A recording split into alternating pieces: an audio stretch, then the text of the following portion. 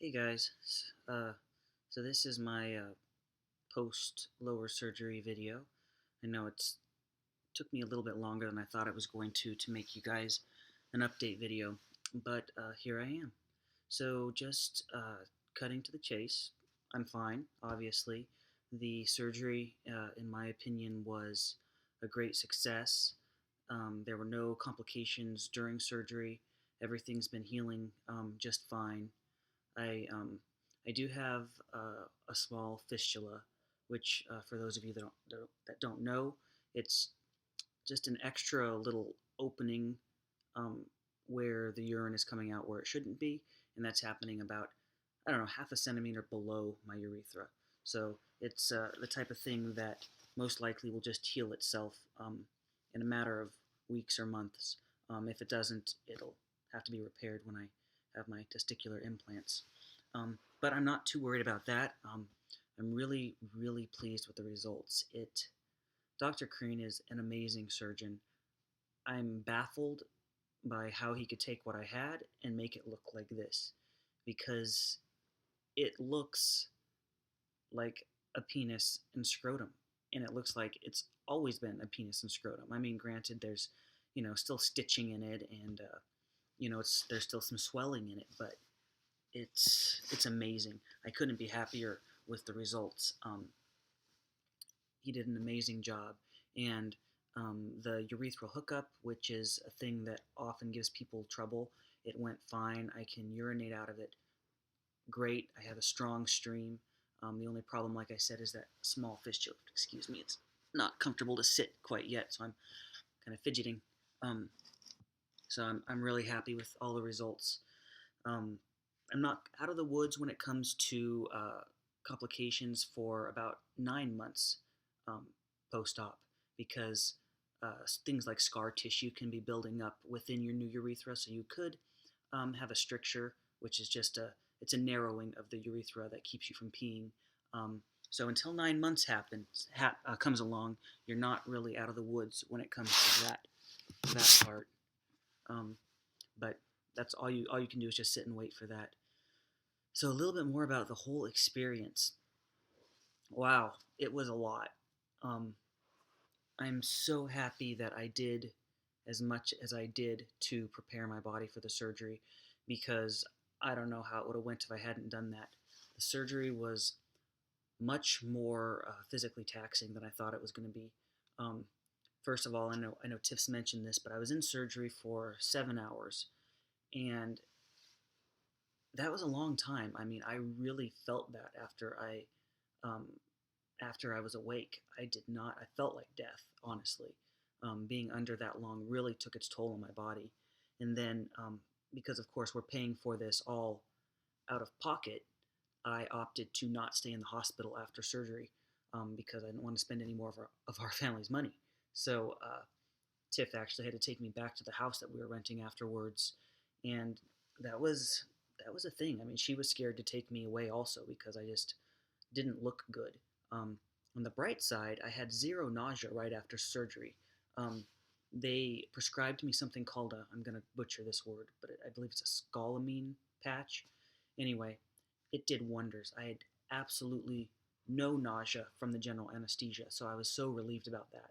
I did have some nausea later on from the pain medication, but no dry heaving after surgery, which I was really thankful for, because I'm pretty much sewed up from right next to my bum area all the way up to the tip of my penis. So coughing or gagging, or the not gagging, dry heaving would really have been a bad thing, and I think I would have ripped things. So I'm really recommend, for those of you that get nauseous from the general anesthesia, ask about the scopolamine patch. And like I said, you need to Google that, because I think I'm butchering the word.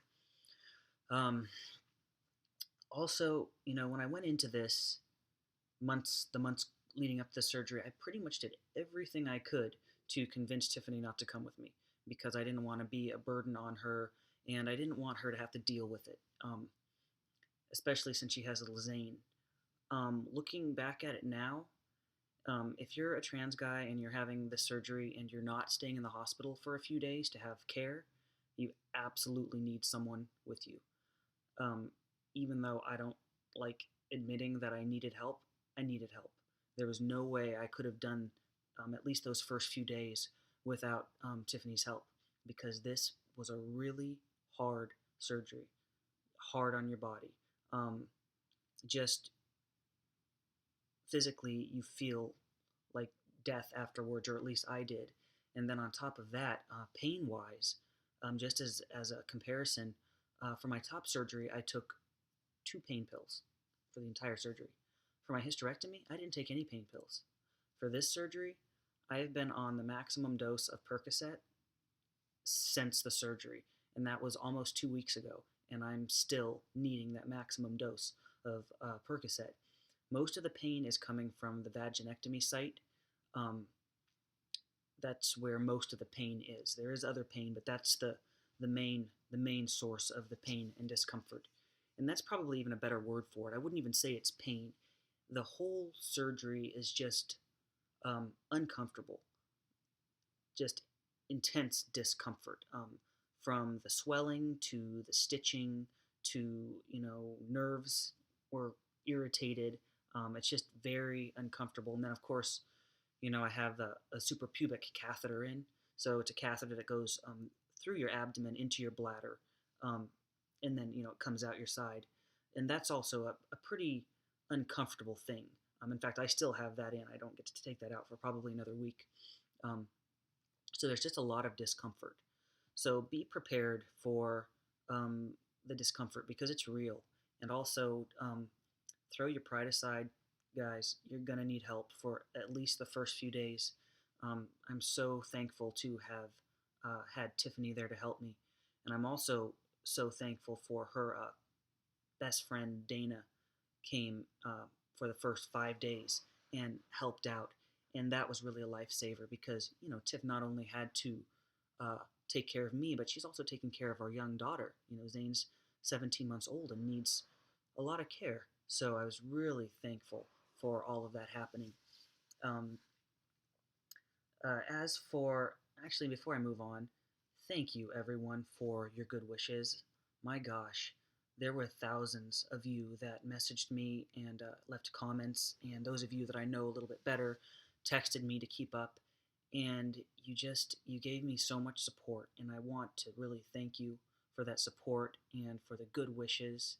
It really meant the world to me, and it meant the world to Tiff as well. We just felt like, even though we felt pretty alone there, in the midst of this huge surgery, you guys made us feel less alone. So I really thank all of you for your support. You guys are awesome. Um, so a little bit more about the results. Like I said, they're amazing. It looks, while it's small, it's not gigantic. I'm not going to be a porn star anytime soon. It's within the range of a normal flaccid male penis size, and Dr. Crane positioned everything so it's out from between my legs, so it's in the anatomically correct position, and I'm baffled by what he was able to do. I'm really, really pleased with the results. I can't wait for the swelling to finish going down and for it to be healed up more, so I can really spend more time enjoying it. um, yeah, I'm really pleased with my results. Um, I haven't been able to do much in the way of standing to urinate yet, except for some practice things, because I have this catheter in still, and I'm trying to let the fistula heal up a little bit more. But when I do pee, when I have peed standing, it's a strong stream, and it's awesome. It's great. So that's really awesome. Just, and the whole feeling around my genitals has changed. I feel psychologically relieved. And even in the state that I'm in right now, where I'm still in a lot of pain, just the feeling of walking along and feeling it move around. And I'm sorry if that's too putting too much information out there, but just to feel it moving around, or to be driving and feel it jiggling around, it just feels like this is how it should be. And every time it happens, it just brings a little bit of a smirk to my face. So yeah, this whole thing, much, much more difficult than I thought it would be. and I'm still trying to recover. I mean, I can go for, I don't know, an outing, maybe an hour long, and I have to come back home and sleep for 4 hours. So my body is fighting fiercely to heal, and it's doing a great job. I'm actually still on my pre-surgery cleanse, just to try to help aid the healing process. I just want everything to go as good as possible. I have to go back to work on Tuesday, so that's really going to be something because I can walk, but I can't walk fast, and it's pretty painful um, to walk any distance. So that's really going to be an adventure for me. So I'm hoping something miraculous happens and I make huge improvements in the next few days. And it's possible because every day I feel a lot better. So there's that. Um, let's see. Can't think of anything else to say. Just as a reminder to those of you that are asking for my personal blog, um, I need you to personal message me asking me for that link so I can send you the link.